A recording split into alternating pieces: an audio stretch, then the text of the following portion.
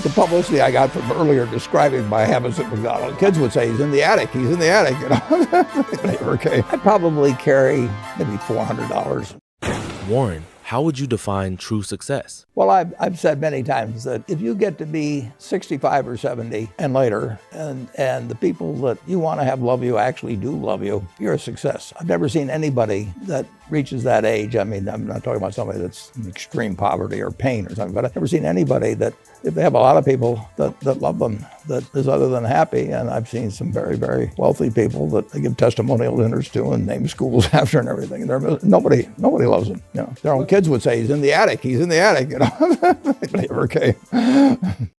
What are, say, 3 pieces of advice you would give to people who are looking to succeed in business? Well, by far the best investment you can make is in yourself. I mean, for example, communication skills. I tell the students that come that they're going to graduate schools and business, and they're learning all these complicated formulas and all that. If they just learn to communicate better, both in writing and in person, they increase their value at least 50%. You know, I mean, if you can't communicate, somebody says, you know, it's like winking at a girl in the dark. Nothing happens, you know, basically. And you have to be able to get forth your ideas. And that's relatively easy. I did it myself with the Dale Carnegie course. Some people wish I'd taken a shorter course now in terms of my talking later on. But it's just hugely important. And if you invest in yourself, nobody can take it away from you. The second thing, which I'll get a certain criticism for not living it, but I do tell those students, you know, that if I gave you a car and it'd be the only car you get in the rest of your life, you take care of it like you can't believe. Any scratch, you'd fix that moment. You read the owner's manual, you keep a garage and do all these things. And you get exactly one mind and one body in this world. And you can't start taking care of it when you're 50. By that time, you'll have rusted out if you haven't done anything. So you should really make sure that you just remember that you just got one mind and body to get through life with and to do the most with it. What about life advice? Well, life advice is, the most important thing, aside from the things I've talked about already, is really who you associate with. You want to associate with people that are better than you are. I mean, basically, you'll go in the direction of the people that you associate with. And you want to have the right heroes. You want people, if you want to emulate somebody, you better pick very carefully who you want to emulate. And when, obviously, you can't pick your parents. They're going to have an enormous influence on you, but you don't get a choice on that. But you get choices as you go down the line, and who you admire, who you want to copy, and the most important for most people in terms of that decision is their spouse. It's also important in terms of a partner in business, but the partner in life is the most important one. You want to pick a spouse that's better than you are, and then he or she, and you hope they don't figure it out too fast. Biggest mistakes people make when investing? Well, they try to. They just don't realize that all you have to do is just buy a cross-section of America and then never listen to people like me or read the papers or do anything subsequently. They think that because you can trade, you should trade.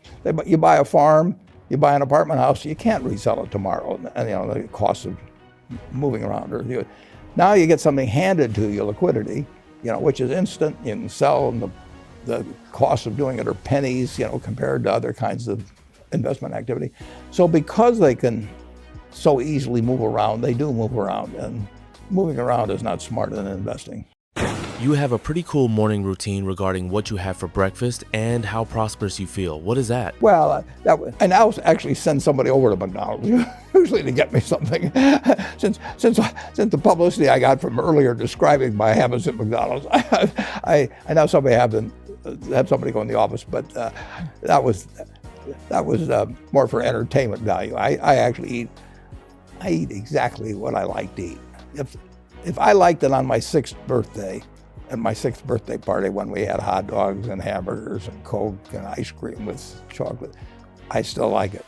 And I don't care about anything subsequently. That I discovered it all by the time I was 6. If somebody offered me a deal when I was 20 and said, you're going to live 1 year longer, you know, instead of living to 88, you'll live to 89 or whatever it may be, if you eat nothing but broccoli and Brussels sprouts and onions and all these things, you know, I just said, I'll take the last year off. It probably won't be that good anyway. You know, I mean, so I eat what I like to eat. I'm not venturesome in that area. Like how you lumped in onions with broccoli and Brussels sprouts, never heard them? I just don't happen to like onions, but I don't put them in the same category. Okay. You and George H.W. Bush, I think it's business school worth? Depends on the person. much more than it depends on the school. I mean, I wouldn't worry.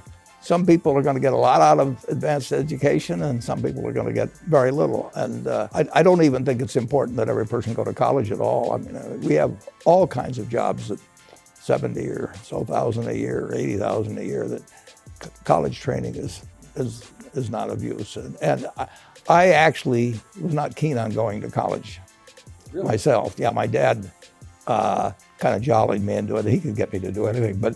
And if they'd had an SAT test in those days, he would have taken the test for me. but because I knew I could have a good time, and I liked investing, and I didn't really feel I could read the books. So I don't, it's a big commitment to take 4 years, and the cost involved, and maybe the loans involved, and everything. And I think, depending on what your interests are in life. I don't think it's for everybody. I think it's for a lot of people. But there ought to be a reason you're going. And I didn't really see much reason. Do you ever drink water? Only under duress. What is your favorite all-time song? It's undoubtedly, it's My Way. What is your favorite movie? Well, I like The Bridge on the River Kwai because of there were a lot of lessons in that. Plus it was, enormously fascinating. The ending of that was sort of the story of life, He created the railroad, and did he really want the enemy to come in across it, What is your favorite book? Well, the favorite book from the book that had the most impact on my life was The Intelligent Investor by Ben Graham. Favorite television show? It's probably it would be Nebraska in some huge bowl game and winning. And finally, what do you carry in your wallet, and how much money do you tend to carry around? Well, I probably carry maybe $400. I actually, my wife likes to use cash, so I just take home a chunk of cash every now and then she doles it out. She looks at my billfold and sees whether all the hundreds are gone. Sticks a few in there. It's pretty simple. And credit cards? I've got an American Express card, which I got in 1964, but I pay cash 98% of the time. If I'm in a restaurant, I always pay cash. It's just easier.